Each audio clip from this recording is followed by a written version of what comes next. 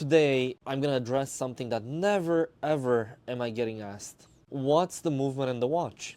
It's really rare that people ever ask, what's the beneficial part of using that watch or that movement or this or that. So let's dive right in for the simple fact that there's so much to talk about. I'm just going to compress it really easily and simply for everyone to understand. I'm going to continue on with something that was said in the previous video about new versus vintage, vintage versus new, which one is the best. And as I said, there's nothing really that's best one or the other, but you have to understand that vintage has its positives and its negatives, and I have a few examples here. And I'm going to start with something very classic. It's going to be a Valjoux 72 movement, okay, which is and was used by many from the really early Daytonas. From Rolex, we're using a version of the Valjoux 72 or different versions of them, from the 72B to the 727, to different variations throughout the whole,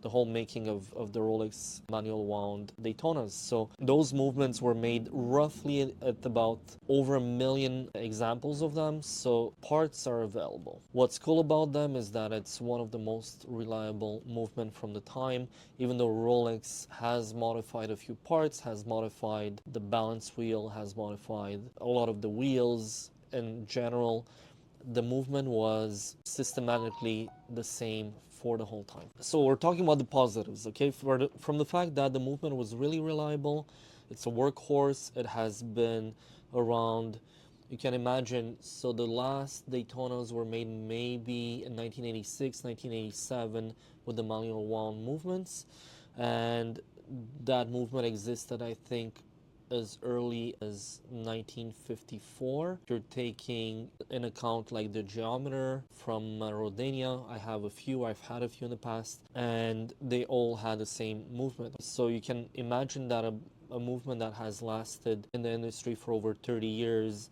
has lasted for so long for its quality of the parts, quality of the timekeeping that it has, and so on and so forth. I'm going to dive in here into an Enicar that's branded Birks, and I'm almost done with this watch. I've had it for a while, but I was just missing the seconds hand for the chronograph. That took a while. So talking about vintage, the movement, amazing. The stainless steel case, really, really great cases from the time, but we're looking at a watch that has a specific hand. If you're buying such watches, like this one, by the way, I managed to find a hand, it's right here, it's on my desk, it's on my to-do list in the next few weeks. When it comes to those watches, the most difficult part is the external parts, the dials, the hands, if you have a special crown. But when it comes to the movement, a lot of people talk about reliability or problems or so on and so forth. The most important thing is to have a proper watchmaker. I work with about 5 of them, okay, for different little things, polishing, for little services, for my everyday business, and for everything else. So you gotta understand that certain watchmakers don't have the experience to work on those. Therefore, you have the tendency of saying, hey, you know what, my vintage movement is unreliable, it's unserviceable. If you're looking at an Primero movement from Zenith, same thing, has a lot of springs. If you're working on that movement for the first time, it's going to take you maybe 3, 4, 5, 6, 8 times longer than someone who's used to work on them and who knows all the shortcuts, all the ways of reinstalling and oiling it properly. Therefore, it all comes down to the experience of the watchmaker that you're working with. Obviously, even a young watchmaker can claim or say whatever, but at the end of the day, from my experience, that 50 years or 30 years of not only experience of touching those watches every day, of being with them all the time as a watchmaker is going to help tremendously, with your job, with your collection, with everything else, if you know the right people, okay? A lot of people, again, in the vintage, they're looking to save a few dollars, they're looking to take shortcuts. A little side note, I had a guy that found a Jaeger LeCoultre. It was a Futurematic, and I think he found it for like $20 somewhere. He bought it at a flea market. He went there and he got lucky. He got it for $20. And by playing with it all the time and trying to sell it and so on and so forth, at the end it ended up breaking. And when he came to me, he's like, well, Chris, I found a part. Can we fit anything else other than what's there? I'm like, no, you have to find the right part for that one watch. And you gotta fix it. It's like, yeah, but it's only $20. I'm like, no, if you got the watch for cheap, now you cannot cheap out on the repairs because you're gonna end up destroying the watch. And that's when a lot of people have a lot of bad experiences getting a watch like that, trying to fix it for $20, $50, $100, when in fact the reality of the costs with any proper watchmaker is gonna be in the, in the $300 to $500 to fix such a Futurematic with the proper parts as well. If you're trying that, obviously, you're always gonna have a bad experience. You're always gonna be like, hey, that one time this happened and it was hell. Who created the hell? You created it yourself, okay? I'm not the one who created the hell. You created that problem yourself by trying to cut corners, by trying to save a few dollars. You cannot repair bands with Toyota parts or vice versa. It doesn't fit. This is the same way in watches. If you have the proper suppliers, you have the proper people that have the parts, you can always repair anything. And what Instagram created, we created a big community of people that have parts. I have a lot of parts myself. I always buy them, and there's a lot of people out there that do the same. So going back to the 72, you have different watches. Like I have a Wittnauer Professional here. I have the Enicar, which is branded Birks. They share the same movement. The only difference between those two movements are the bridges that are assigned by a different brand, except if you go into different brands like Rolex, where a lot of different wheels and parts were finished a bit differently. They were signed and adapted to their own watches in a specific way. That's when those movements are becoming rarer and rarer and could be worth tens of thousands of dollars in the 15, 20,000 for a Rolex movement. But it's the same movement as here.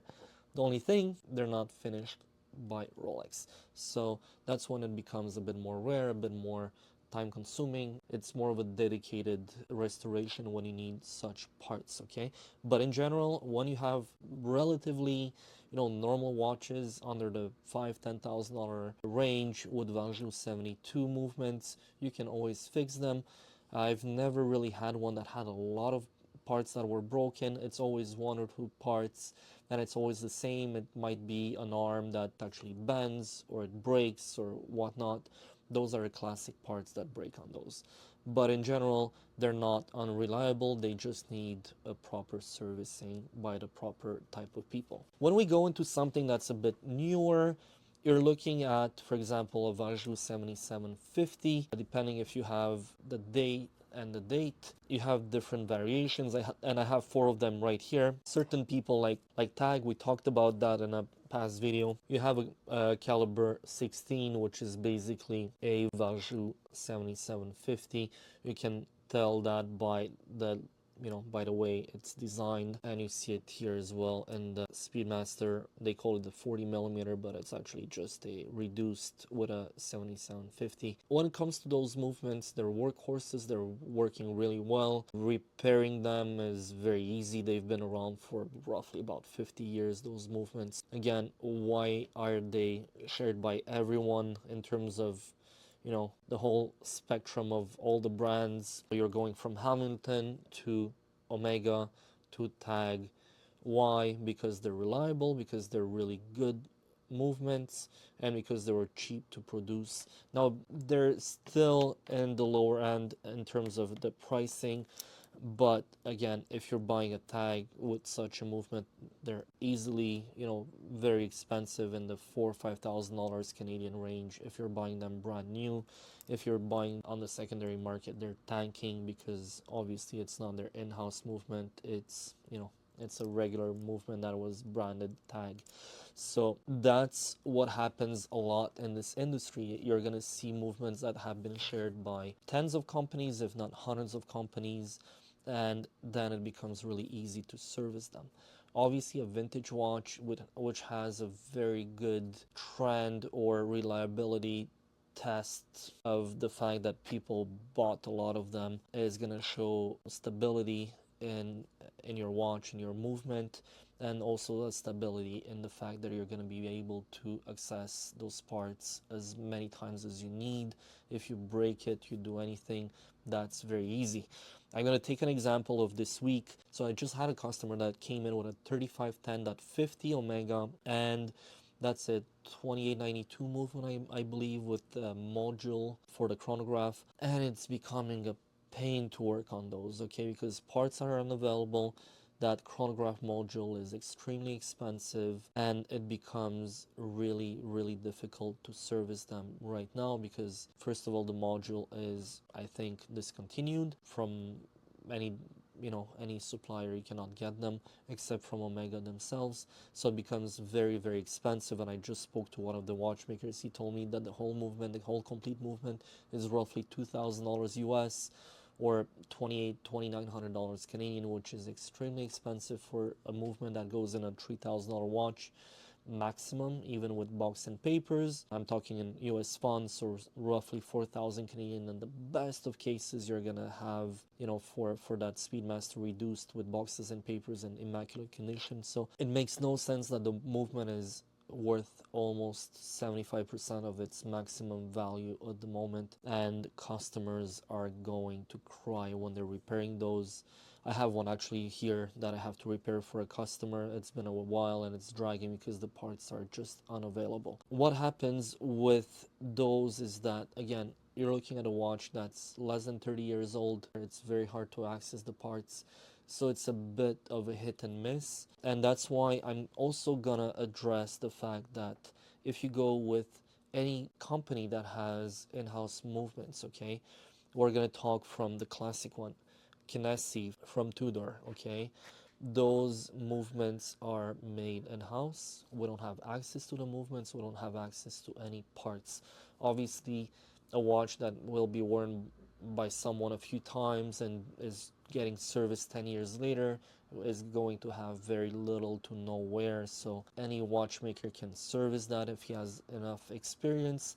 But if we get in the I need parts and I need specific parts for the movement, it has to go back to Tudor and the modern company that actually makes those movements. That becomes a bit of a problem because you have to spend the money that they're going to ask you. You don't have any choice of going to a third-party service center and save a bit of money there. If we go with Rolexes, okay, we're going with two different generations, 1980s 3035 movement, 14,000 Air King. We have here two generations of movements, no date. This is from the 80s, this is from the early 2000s. So you have a 3130 movement here. So the 30, the 0 stands for no date. If it was a 5, it's a date. Here we have a 3035, so it has a date because there's a 5 that ends the movement. When we're talking of those Rolexes, parts are available almost everywhere. Obviously, it's a Rolex price for certain parts. That's why I've been stocking parts for years, and I've been building a certain inventory of 1970s, 80s, 90s parts because those are very, very often serviced. All of that being said, we have access to those parts. So Rolexes not only are easy to service, they have the easiest, let's say, process of servicing. Those movements are really easy to dismantle, put back together, and most of good watchmakers are going to be able to do a very good job. They just need maybe a few really specific tools to service, especially to adjust the timing. I think it's called a Stella adjuster. I have a few of them even in here in the store. They're roughly $100. But when it comes to servicing vintage Rolexes and anything from the 70s, 80s, 90s, and early 2000s, even up to 2015, 2020, you have the parts because the movements have been staying the same, okay? Let's go back a bit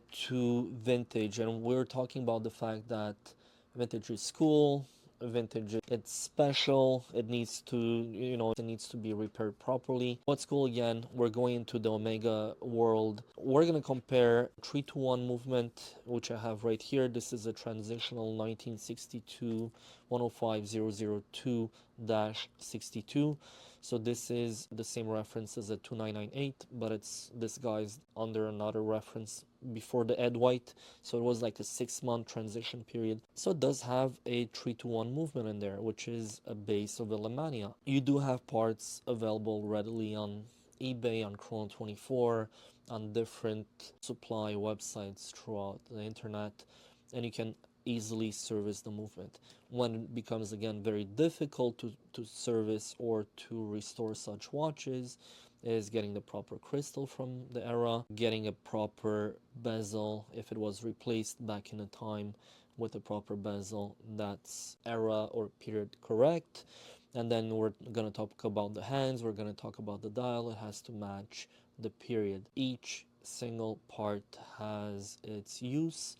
If you know them, for example, those hands here, we call those alpha hands, which are stainless steel instead of being painted white like all the generations that came after this generation here. You have parts that are extremely expensive. If we're talking about those hands, if they're immaculate, I've sold them in the past upwards of $9,000 Canadian, which is a lot of money for those hands, okay? And we're talking about 2 hands.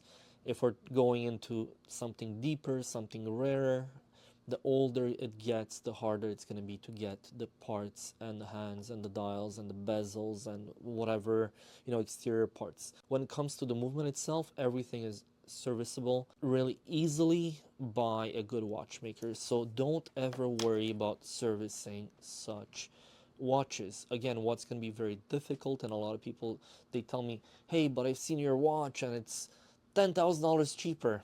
Doesn't have the same hands, doesn't have the proper bezel, the loom is all flaking off, the case has been destroyed by a watchmaker that polished it or over polished it. So you have to understand that vintage is not all about pricing, okay? Vintage is all about condition, and condition has a price.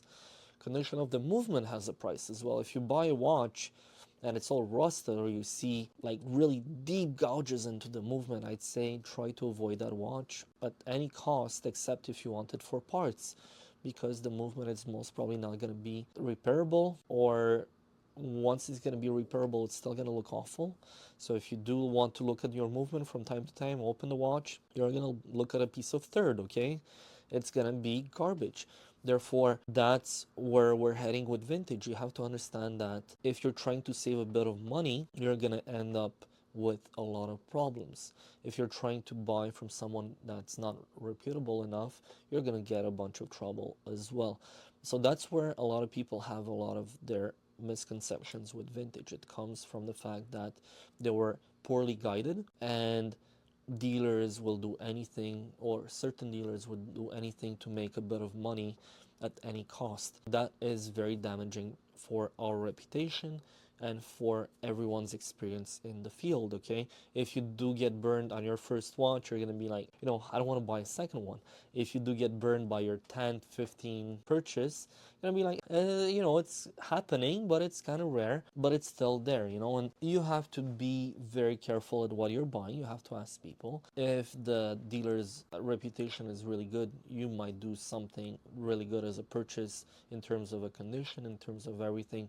And don't forget, as many dealers say, it's going to hurt only once, but you're never going to regret the purchase down the road. Going higher up into time, I have another Speedmaster here with a very nice dial, a very nice bezel. It dates from 1974. The case is very honest, does have little dings, and it does have little scratches. It's on the website. You can have a look at it. And yes, vintage is not perfect, but it's perfect in its vintage state in a way that it's honest. You're going to have a watch that's really representative of the time and of the era without buying something that's overly polished or overly damaged or so on and so forth. But you have to be careful, okay? Every time you buy a watch, there might be that, that expectation, or that you're gonna think it's magical to buy some of those watches. You need to try them on. You need to see for yourself what they are, who you are with them, if you like them, if not. And that's my whole experience talking and sharing it with you. Finalizing with something that has to do again with the kinesi movements, with the in-house movements. I have 3 watches here that again will have to go most probably, if not 100%, back to the manufacturer if they need servicing. So I have a Breguet here, 3400 BA, so it's a solid gold 18 karat. I just bought it from a really nice gentleman. He's gonna know who he is. He's watching the videos, and we did a trade. And if anything happens to this watch in any way to the movement, it's gonna have to go back to Breguet for a service. It's costly, but they have all the parts, or they can manufacture the parts to fix those. Okay, that's one of them. I do have a Blancpain, same thing here. If you do need to service this watch, it's most probably gonna have to go back to Blancpain. Even though they were sharing their movements with other brands, it becomes more rare to find those brands. If you go into the Omega side, okay, if you have a watchmaker that has a contract with Omega or is an authorized service center for Omega, you might save yourself a few dollars by getting the parts directly from Omega through your local watchmaker. But in general, a lot of people are going to go to Omega. On this Omega Seamaster with this 8500 movement, you're most probably going to have to go back to Omega to service it. If you don't have a local watchmaker, you're not going to save a lot, eh? Like, if you have a local watchmaker that has a contract with Omega, you're maybe going to save a few $100, but not a lot more. I'd say if your watch needs polishing, it needs a lot of parts, I'd say still send it to Omega. They're not going to be that much more expensive, and their service is pretty good, and their turnover is good. So overall, just to go back over everything, I just tried to kind of mix and match the vintage with the new, with the positives and the negatives on both sides. With vintage, again, you have to retain the fact that you need to buy something that's original, in good condition, first of all, and then even if the watch doesn't work, if everything exterior wise and bezel wise, dial, hands, everything is good, you're going to be able most probably to bring it back to life without spending an arm and a leg. If you're going for anything that has exterior damage or any parts replaced that are not period correct, the older you go, the harder it's going to be to find the parts. And that's one of the problems in this industry, is that you have to do your due diligence. You have to factor in the cost of bringing back the watch to its original state if you do decide to do that with your vintage watch. You have many different choices. I'd say if you buy on eBay, you might have the chance to buy watches that are fresh to market from an elder gentleman, from an estate, from someone who never touched the watch. Then you might get lucky in terms of the exterior originality, period correctness, and honesty of the watch. Then you have to service it and so on and so forth, but it's kind of worth it. If you go on Chrono 24, a lot of the Chrono 24 listings, from what I see on the vintage, it's a bit sad because the company doesn't really mix themselves in the authenticity of those vintage watches, and you're gonna see that they have problems in terms of stating if the watch has a repainted dial, if it was reloomed, if it was touched up. I can tell it was, but they're not stating it in the description, and I'm pretty sure if you ask the seller, in certain cases they're just going to tell you off or just not answer to your specificities, and that's becoming a problem because basically you're trying to hide facts that are really bad. Again, buy the seller, do your due diligence, and honestly, vintage is very fun because you're most probably going to have a unique watch every single time when you buy a vintage piece. They all age differently, they're all different. If we're talking about modern pieces, you have to be sure that you're going to get something that's easily serviceable if you're looking for something to use every day. And the problem is going to be look into the movement, look at what it does. Has it been around for 2 years or has it been around for 50 years? That's going to change the accessibility to parts, the accessibility to a proper watchmaker who can bring it back to life tomorrow, okay? Not, it's not going to take 6 months for you to get the watch back. And that's a bit of a problem in the industry right now, where everyone tries to do its own in-house movement, but it's going to become a bit of a problem down the road if we don't have access to those parts. If certain companies disappear, it's going to be a bit of a problem to bring them back to life. If you're deciding to go with something a bit more high-end, more in-house, obviously there are companies out there that have been existing for hundreds of years. You can rely on those, and Swatch is going to be, if let's say we're looking at Blancpain, they're part of the Swatch group. Those companies are going to stay there for a long time, and they will service the watches for you in a really good manner, but the price is going to come with that, obviously. I hope you guys have enjoyed the video. There's a lot more details to talk about when it comes to vintage versus new stuff. I'll do a bit more videos and suggestions in the next few weeks, and I have a little surprise in one of the next videos. So stay tuned, and I hope you have a nice week, guys. Take care.